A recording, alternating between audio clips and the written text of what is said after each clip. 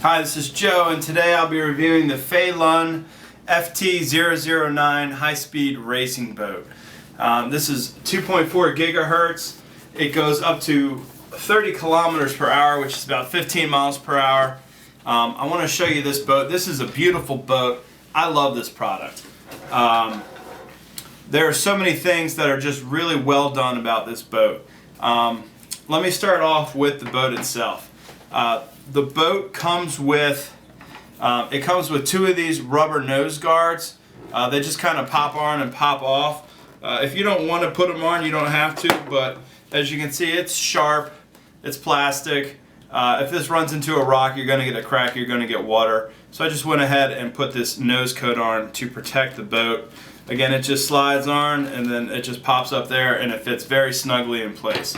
Let me get into the boat some more here. You just take off the top cover. Again, I really like the spoiler right here. I think that's really cool. It's got some great colors on it.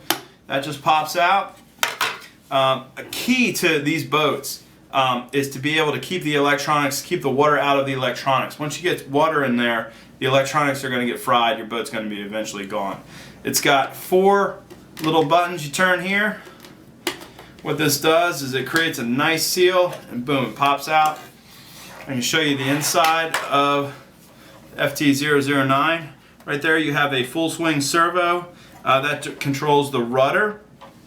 Here you got a Velcro strap. Comes with a 2-cell 7.4 volt 1500 milliamp hour LiPo battery. Also comes with a LiPo charger.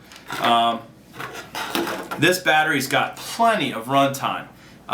You can't give it full throttle all the time, but I find if you give it full throttle and you back off and then you wait a minute or so, maybe and give it full throttle again, it'll shoot right out of the gate. This is an awesome battery.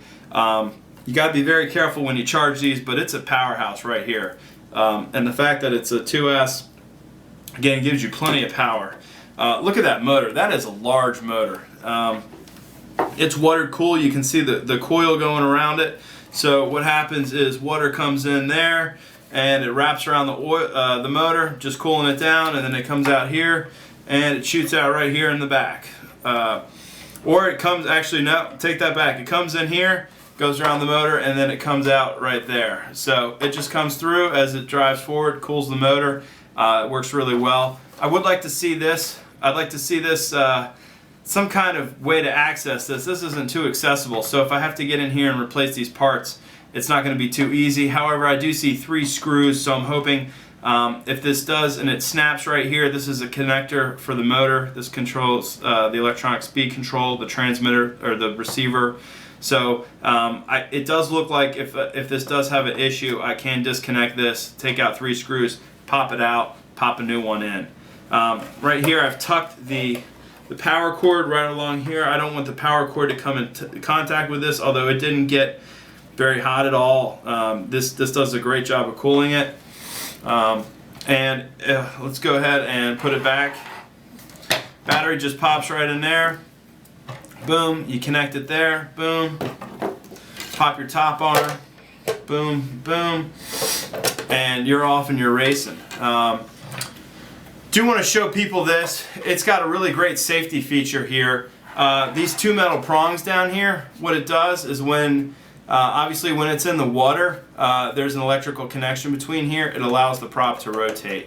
When you pull it out of water, obviously there's no more electrical connection. I tested it with the transmitter. Boom, the prop stops working. So there's no way you can accidentally have your finger in here or something. You turn the prop and you get your finger turned really bad, because this is a very powerful motor. And also, the best feature about this boat is the self-righting feature. So if you are racing it, you're hitting some waves, you're chopping up the waves, all of a sudden you're capsized, you're upside down.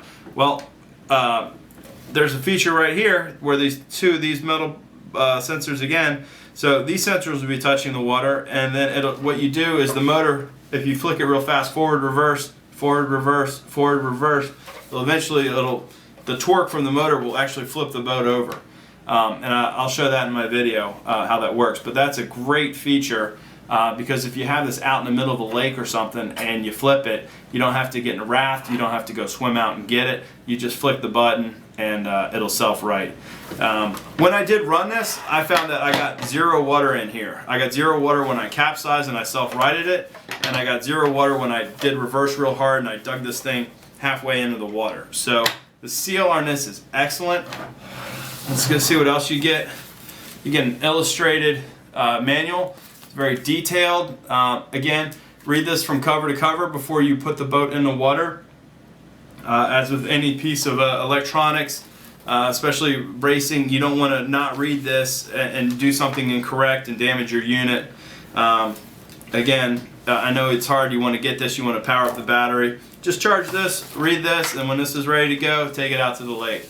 Comes with a transmitter, real simple. This is reverse, this is forward, and you just turn it left and right. And it's proportional control. So the more I turn this to the left, the more the boat's going to turn to the left. So again, that's what you get when you have a servo. So it's not just left, right, it's proportional left, proportional right. The range on this is excellent. It's going to go far out. It's going to go probably, I think, 300 meters. It's going to go well further than you want to actually see this. So it's not going to have any issues with oh, the boat's too far. You really got to be pushing it far to go out of range on this. Just want to show you what's under the hood here. It's got a throttle trim, and it's also got another trim left and right. So you can set the throttle trim, sets the sensitivity of the throttle. I don't know if you can see that or not. Again, I didn't really touch that. I kept it the way it was. And then it's got a left and right trim. So when you put it in the water and you gun it, you want to see if it goes left or goes right, or just basically turn that dial until it goes straight. That's about it.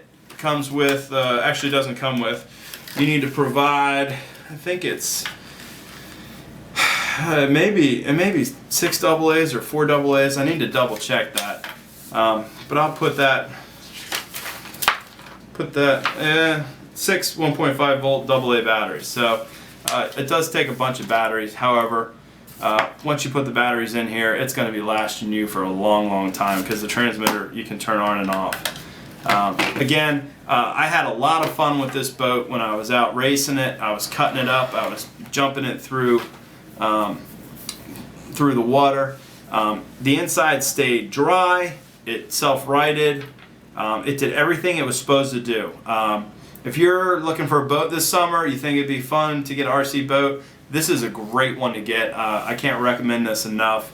The battery is outstanding. It stays dry. It self-rights. I don't really know what else you could ask this boat to do any better. The only thing I could possibly suggest is coming with a second battery. That way, when you are on the water, these do take a long time to charge. And because this water-cooled system is excellent, the motor doesn't really get hot. So really, you got to be careful though, because you can still get, the electronics can get hot. So I'd still give it 10 minutes break between battery to battery. But it'd be nice if they gave you a second battery so you could really run one down, wait 10 minutes, and then pop another one in and then run it. That way you could probably get about 30 minutes run time. So that's only the suggestion I have. But other than that, I really enjoyed this boat. I highly recommend it. If you're in the mood for a entry-level RC racing boat that goes about 15 miles an hour, this is a great pick. Again, the Feilun FT009. Thanks for watching.